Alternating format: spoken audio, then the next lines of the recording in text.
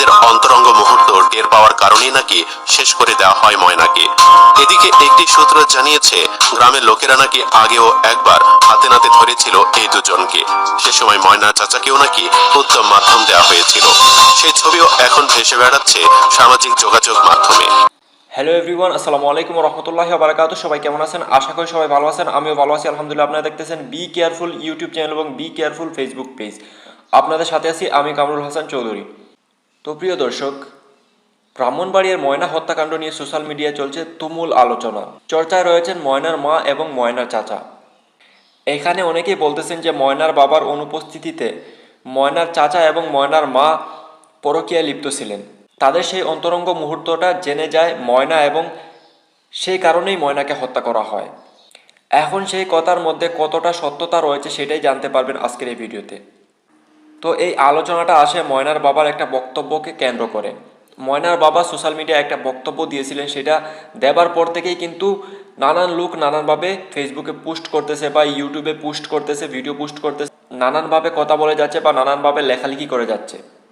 এখানে কেউ করতেছে প্রচার, কেউ করতেছে অপপ্রচার। এই প্রচার আর অপপ্রচারের মধ্যে কিন্তু ময়নার যে আসল হত্যাকারী সে কিন্তু বেঁচে যাচ্ছে, আসল রহস্যটা উদ্ঘাটন হচ্ছে না। তো এখানে দেখুন ময়নার বাবা যেটা বলেছেন উনি, সেটাও আমি আজকে আপনাদের দেখাবো। তারপর তাকে সেটার বিষয়ে প্রশ্ন করা হলে তিনি কি বলেছেন সেটাও আমি আজকের এই ভিডিওতে আপনাদের দেখাবো। তাহলে বুঝতে পারবেন আসলে এইখানে সত্যটা কি। তো চলেন ভিডিওগুলো দেখা যাক।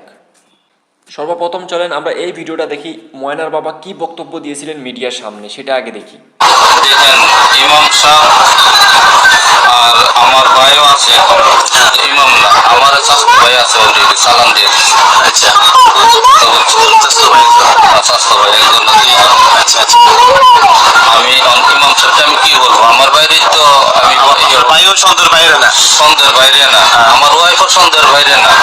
তো প্রিয় দর্শক, এই বক্তব্যটা দেওয়ার পর থেকে কিন্তু সোশ্যাল মিডিয়ায় তুমুল আলোচনা সৃষ্টি হয়, যেখানে কেউ লেখালেখি করতেছে, কেউ আবার ভিডিও বানিয়ে আপলোড করতেছে এইটা বলে যে ময়নার চাচা এবং ময়নার মায়ের মধ্যে পরকীয়ার সম্পর্ক ছিল। শুধুমাত্র এই বক্তব্যের উপর ভিত্তি করে কিন্তু এই কথাগুলা লোক বলতেছে বা লিখতেছে। এখন চলেন এই কথা বলার পর ময়নার বাবা আবার কি বলেছেন সেটা শুনে আসি।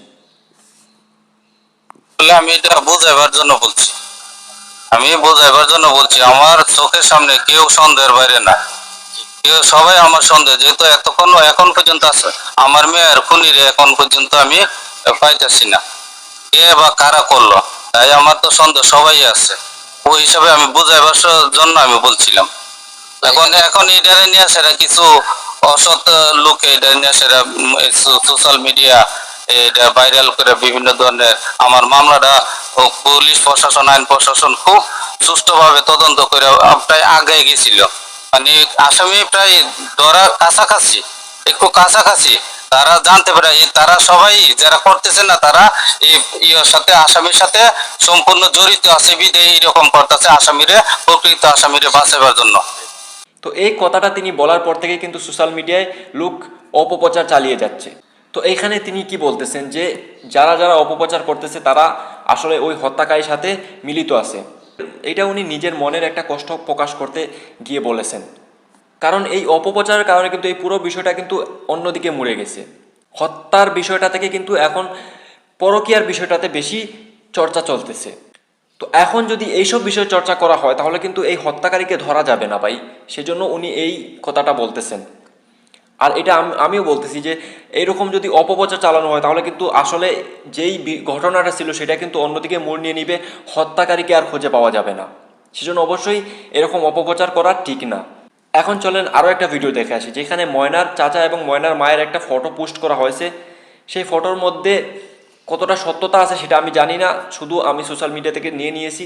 এখন এই ফটোটার মধ্যে যদি কোনো সত্যতা থেকে থাকে তাহলে অবশ্যই এটাকে তদন্ত করা উচিত, তদন্ত করার দরকার আছে, তাহলে কিন্তু রহস্য বেরিয়ে আসবে। তো এই ফটোটা দেখে নেই, আসলে আমি নিজেও বুঝতে পারতেছি না এখানে কোনটা সত্য কোনটা মিথ্যা, কিন্তু কিছু জিনিস আমি আপনাদের জন্য নিয়ে এসেছি, সেটা আপনারা দেখে আপনারা ডিসাইড করুন আসলে এখানে সত্যটা কি এবং মিথ্যাটা কি। এখন এই যে ফটোটা, এটা যদি সত্যি তাদের ফটো হয়ে থাকে এবং সত্যি এটার মধ্যে কোনো সত্যতা থেকে থাকে তাহলে কিন্তু এখানে রহস্য আছে, সেটাকে তদন্ত করা উচিত এবং সেই রহস্যটাকে ভেদ করা উচিত। তো চলেন এই ভিডিওটা দেখি আমরা। তারা দুজনেই পরকীয়া লিপ্ত ছিল। তাদের অন্তরঙ্গ মুহূর্ত টের পাওয়ার কারণেই নাকি শেষ করে দেওয়া হয় ময়নাকে। এদিকে একটি সূত্র জানিয়েছে, গ্রামের লোকেরা নাকি আগেও একবার হাতে নাতে ধরেছিল এই দুজনকে।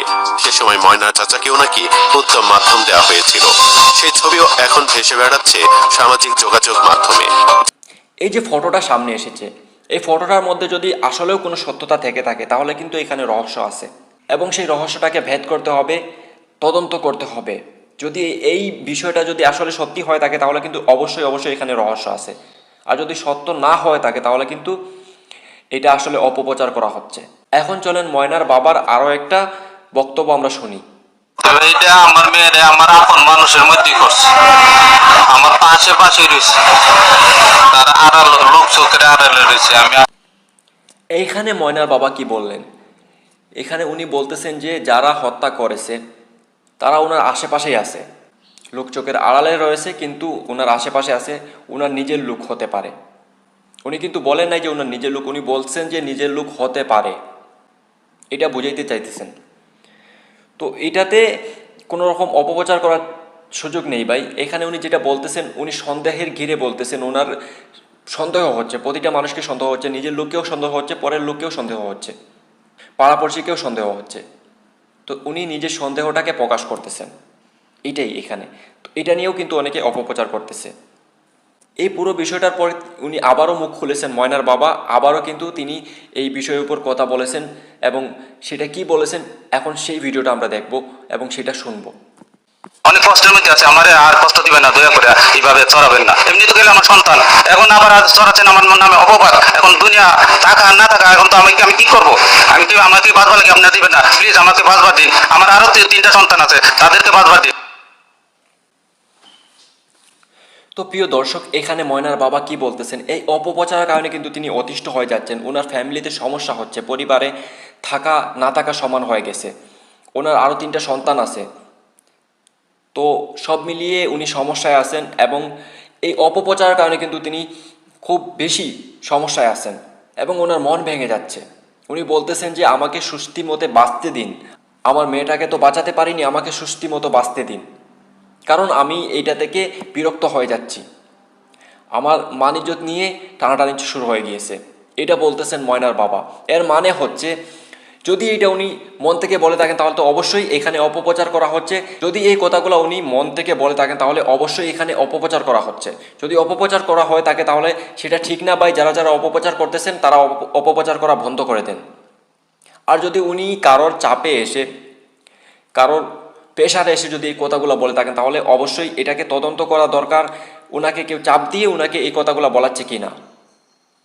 তো এইটার সত্যতা খুঁজে বের করা একমাত্র পুলিশের কাজ। এই গোটা বিষয়টা সত্যতা খুঁজে বার করা হচ্ছে প্রশাসনের কাজ। আমরা কখনোই সেটা পারবো না। সেই জন্য আমরা অপপ্রচারটা বন্ধ করে দেই এবং আমরা দেখি আসলে প্রশাসন কি করতেছে, প্রশাসন কোথায় যাচ্ছে এবং প্রশাসন কিভাবে এটাকে সমাধান করে, অপপ্রচার না করে। আর ময়নার বাবা কি বিষয়ে মুখ খুলতেছে, উনি যেই সময় ওনার মেয়েকে হত্যা করা হয় ওই সময় কিন্তু উনি প্রবাসে ছিলেন, ওই সময় উনি ওইখানে উপস্থিত ছিলেন না। তো বাড়িতে কি হচ্ছে না হচ্ছে এই বিষয়ে ওনার ধারণা নেই। উনি যেটা এসে শুনতেছেন, লোকের মুখে যেটা শুনতেছেন বা ওনার পরিবারের আত্মীয় স্বজনের মুখে যা যা শুনতেছেন সেটা থেকে উনি কিছু বলার চেষ্টা করেন, সেটা থেকে উনি কিছু আইডিয়া নিয়ে সেটার উপরে কিছু বলার চেষ্টা করেন, এবং সেইটা শোনার পর কিন্তু লোক অপপ্রচার করা শুরু করে দেয়, বা কেউ আবার সঠিক প্রচার করতেছে, কেউ আবার অপপ্রচার করতেছে। সেই জন্য বলতেছি ভাই, আগে যাচাই করুন, সত্য মিথ্যা যাচাই করুন, এই বিষয়টার উপরে যাচাই করুন। একটা বিষয় যদি আপনি শুনতে পান সেটাকে ভালো করে যাচাই করুন, এটা সত্য কি না, তারপর আপনি প্রচার করেন। প্রতিটা বিষয় যখন আপনি কথা বলবেন অবশ্যই যাচাই করে কথা বলবেন, এবং অবশ্যই ভিডিও ক্লিপগুলো আপনার কাছে আসে সেটা আপনি পুরো ভিডিওটা দেখবেন এবং পুরো বিষয়টা বুঝবেন। সামান্য একটু ভিডিও দেখলেন, সেটাকে আপনি কেটে নিলেন এবং সেটা দিয়ে এডিট করে আপনি আপলোড করে দিলেন যা তা বলে, এটা ঠিক না ভাই। আসলে ভিডিওটার বিষয়ে ভালো করে জানবেন, তারপর সেটা যদি আপনাকে ইউজ করতে হয় তাহলে সেটা কেটে নিয়ে ইউজ করবেন, কিন্তু আপনি ভালো করে বুঝবেন, আগে ভিডিওটা পুরোপুরি দেখবেন এবং সেটা জেনে বুঝে তারপর আপনি প্রচারটা করবেন। অপপ্রচার করার প্রয়োজন নেই ভাই, অপপ্রচার করে আপনার কোনো লাভ হবে না। অপপ্রচার থেকে হয়তো আপনি কিছু ভিউজ পেয়ে যাবেন, কিছু টাকা ইনকাম করে নেবেন, কিন্তু সেখানে আপনার কোনো লাভ হবে না, বরঞ্চ ওই ফ্যামিলিটার আরও ক্ষতি হয়ে যেতে পারে। এখন আসি ময়না হত্যাকাণ্ডের আরও একটা বিষয় নিয়ে, যে এই ময়নার লাশটা মসজিদে কিভাবে পৌঁছালো।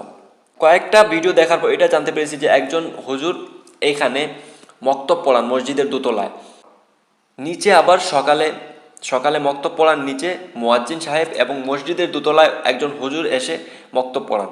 উনি কিন্তু মসজিদের ইমামও না মুয়াজ্জিনও না, উনি কিন্তু বাইরে থেকে আসেন এবং মক্তব পড়ান ওইখানে। ইমাম মুয়াজ্জিন আলাদাভাবে থাকেন, উনি আলাদাভাবে থাকেন। যখন উনি আসেন তখন মসজিদের গেট খোলা হয়। সকালবেলা যখন উনি আসেন মক্তব পড়াতে তখন মসজিদের গেট খোলা হয়। কখনো উনি আসতে লেট হলে ইমাম সাহেব গেট খুলে দেন, বাচ্চারা গিয়ে ভিতরে বসে। আর যদি উনি টাইম মতো চলে আসেন তাহলে উনি নিজে গেট খুলে ভিতরে যান এবং বাচ্চাদের পড়ান, তারপর উনি বন্ধ করে চলে আসেন। তারপর মসজিদের গেট যদি কখনো খোলা হয়, সেটা হচ্ছে উপরে জেনারেটর আছে, যখন কারেন্ট চলে যায় অর্থাৎ যখন বিদ্যুৎ চলে যায় তখন ওই জেনারেটর ইউজ করা হয় মসজিদের জন্য। জেনারেটর ইউজ করার জন্য নামাজের কোনো সময় যদি বিদ্যুৎ চলে যায় তখন গিয়ে ওই জেনারেটরটাকে অন করা হয়, সেটা করেন মুয়াজ্জিন সাহেব। বাকি সময়টা গেটটা বন্ধ থাকে। তো এখন বাহির থেকে লাশটা কিভাবে মসজিদের ভিতরে আসলো? ইমাম মুয়াজ্জিন কিন্তু এরকম কাজ করবে না। এখন আপনাদের সন্দেহ হতে পারে যে ইমাম মুয়াজ্জিন এটা করতে পারেন। তো আমি আরও একটা কথা বলি ইমাম মুয়াজ্জিনের বিষয়। ইমাম মুয়াজ্জিন যদি এই কাজটা করতেন, যে কোনো অপরাধী, আপনি যদি একটা হত্যাকাণ্ড করেন বা কেউ যদি একটা হত্যাকাণ্ড করে বা কেউ যদি একটা জিনিস কিছু একটা অপরাধ করে থাকে, তাহলে সে হত্যাকাণ্ড করার পর সেই লাশটা কেন মসজিদে ওই জায়গায় রেখে দিবে যেখানে রাখলে সে নিজে ফাঁসবে? হত্যাকারী মসজিদের মধ্যে লাশটা রেখে দিয়েছে, মসজিদের মধ্যে মসজিদের ইমাম সাহেব এবং মসজিদের মুয়াজ্জিন হত্যা করেছেন মসজিদের মধ্যে, তারপর লাশটা কি মসজিদেই রেখে দিবেন? অবশ্যই না, কারণ মসজিদে রাখলে ওনারা ফেঁসে যেতে পারেন। এমনকি মসজিদের ভিতরে হত্যা করে মসজিদের ভিতরে লাশ রেখে তারা নিশ্চিন্তে মসজিদের মধ্যে ঘুমাচ্ছেন, এটা কি সম্ভব? যদি কেউ হত্যা করে সে যদি ওই জায়গায় লাশ ফেলে যেতে চায় তাহলে সে পালিয়ে যাবে, সে মসজিদের ভিতরে থাকবে না, নিশ্চিন্তে ঘুমাবে না। আর যদি কেউ অবশ্যই নিশ্চিন্তে ঘুমাতে চায় এবং সে স্বাভাবিকভাবে থাকতে চায় তাহলে সে এখান থেকে লাশটা সরিয়ে দিবে, লাশটা গোপন করে ফেলবে। তো এটা থেকে আমি যেটা বুঝতে পারি যে মসজিদের ইমাম মুয়াজ্জিন এটা করা সম্ভব না। বাকি সত্য মিথ্যা যাচাই করা হচ্ছে প্রশাসনের কাজ, আমি শুধু আমার মনের থিওরিটা বললাম। আর যদি ইমাম মুয়াজ্জিন এই কাজটা করে না থাকে তাহলে মসজিদের ভিতরে লাশটা আসলো কোথা থেকে, সেটাও একটা প্রশ্ন। কিভাবে আসলো, মসজিদের ভিতরে কিভাবে আসলো, সেটাও কিন্তু একটা বিরাট বড় প্রশ্ন। তো এই গোটা বিষয়টা খতিয়ে হত্যাকাণ্ডের রহস্য ভেদ করা হচ্ছে প্রশাসনের কাজ, তারা সেটা করবে। আমি যতটুকু সোশ্যাল মিডিয়া ঘাটাঘাটি করে যতটুকু জানতে পেরেছি সেটাই আমি আপনাদের জানানোর চেষ্টা করেছি। আর বাকিটা হচ্ছে আমি এই চ্যানেল কিন্তু আসলে নিউজ করি না, আমি আমার চ্যানেলে সতর্ক বাণী দেই, অর্থাৎ আপনাদেরকে সাবধান করার চেষ্টা করি। সেজন্য আবারও বলতেছি, অবশ্যই সবাই সাবধান থাকবেন, সতর্ক থাকবেন, চোখ কান সবসময় খোলা রাখবেন। কখন কোথা থেকে বিপদ চলে আসতে পারে আমরা কেউ জানি না। সেজন্য অবশ্যই আপনার ফ্যামিলির আত্মীয় স্বজনের সবার খেয়াল রাখবেন এবং নিজের খেয়াল রাখবেন, এবং নিজের আত্মীয় স্বজন নিজের আপন লোক থেকেও কিন্তু অনেক সময় সাবধানে থাকতে হয়।